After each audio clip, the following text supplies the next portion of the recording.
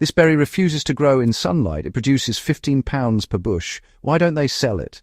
Few gardeners realize that some of the most productive berry plants actually refuse full sunlight. Unlike strawberries or blueberries, there are species that thrive in shade, and when grown in their ideal environment, a single bush can consistently produce up to 15 pounds of fruit per season. Most commercial growers ignore them because they don't fit the sunny row model, and most gardening guides mislead people by insisting all berries need sun. That advice is not just wrong, it's why so many home growers struggle to get fruit from these plants. You need to start with the right plant if you want serious yields in shade. The plant in question is Amelanchier, commonly known as serviceberry, or certain varieties of currants and gooseberries.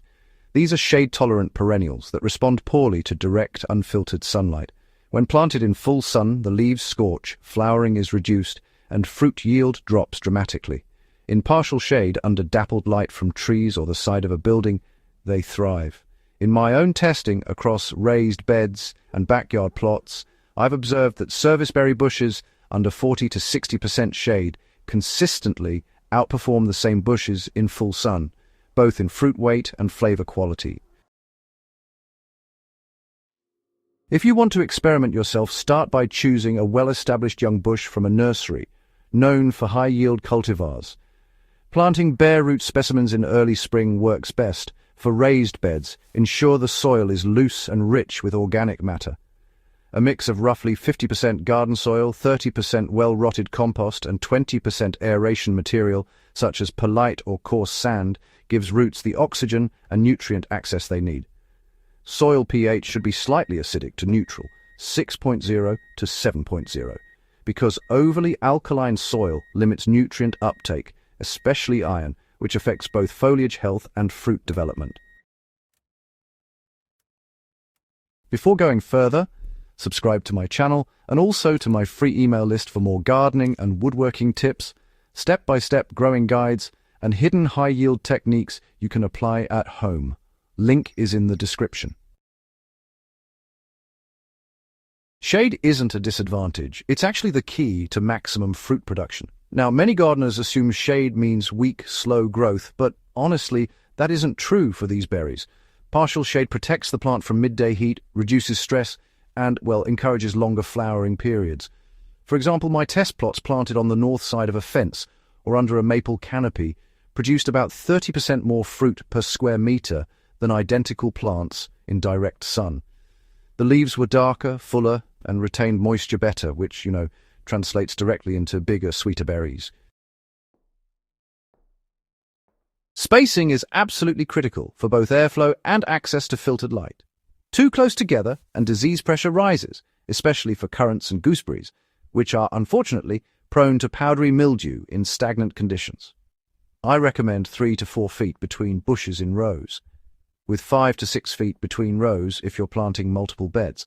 In smaller backyard settings, staggering plants at varying distances from taller trees can really help create optimal shade patterns throughout the day. Pruning and structure drive production, not just location.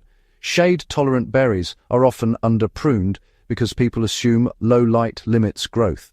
But actually, the opposite is true. Regular pruning directs energy into flowering and fruiting, rather than excessive leaf growth. For currants, removing older wood annually and thinning crowded branches encourages new shoots that bear the majority of berries. Serviceberries benefit from the same principle: cut back 20 to 25% of old stems each winter, leaving the strongest young shoots to carry the fruit. Training the plants into raised beds or trellis-like supports also maximizes airflow and light penetration. In my experience, a simple horizontal trellis at 3 to 4 feet height allows partial sunlight to reach inner branches while preventing the plant from sprawling too far into unwanted shade or crowding neighboring plants. This is especially useful in smaller urban gardens where honestly every inch of growth matters. Soil fertility is more than just adding compost. Unlike many berries, these shade-tolerant varieties require careful attention to nutrients to maximize 15-pound yields per bush. Standard organic fertilizer works, but targeted application yields better results.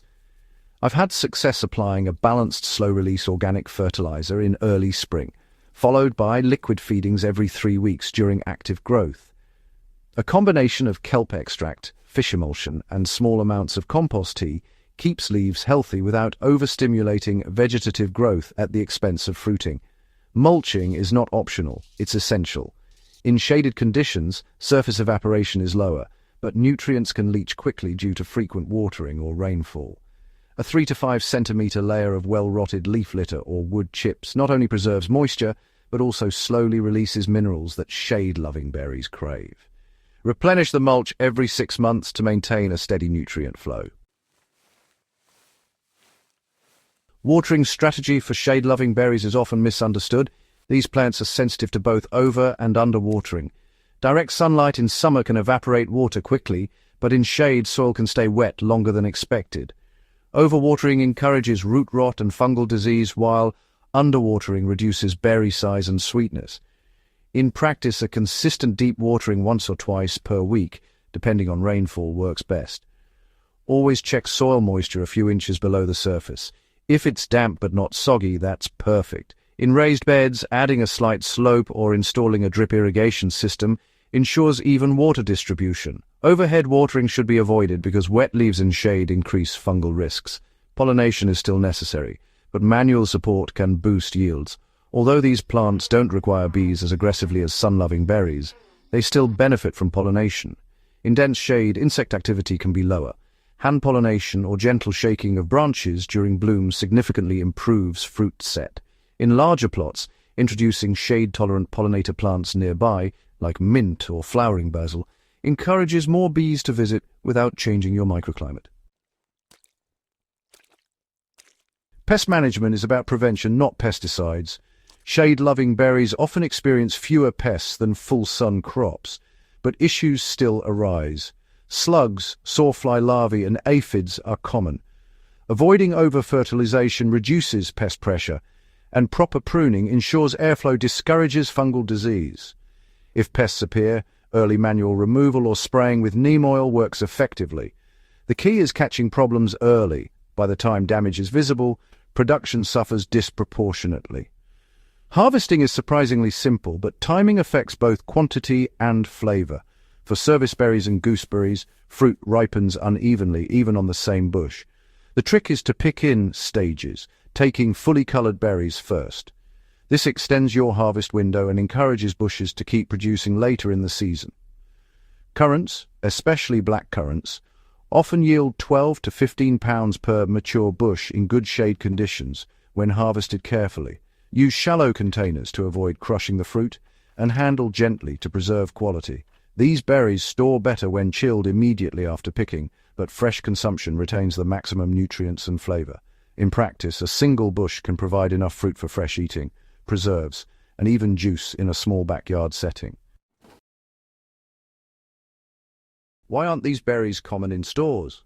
Simple economics. Sun-loving crops fit mechanized high-density systems. Shade-loving berries thrive, but don't scale for industrial harvest or transport. Their value is highest when grown and enjoyed at home. For gardeners, these berries offer unmatched yields in shade. Garden Guru shares practical, high-output strategies like this. Subscribe for more hidden plant potential and advanced gardening tips.